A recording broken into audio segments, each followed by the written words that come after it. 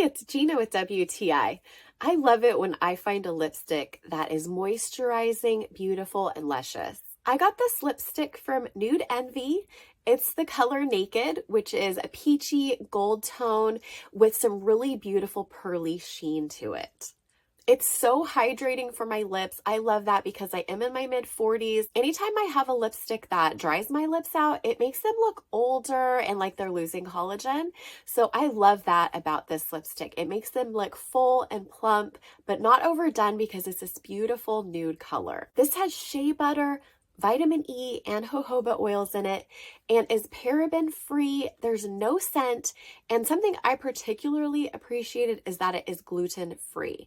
I have a gluten intolerance, and so I try to stay away from anything, even lipstick, that might have gluten in it. So this is a wonderful, wonderful option.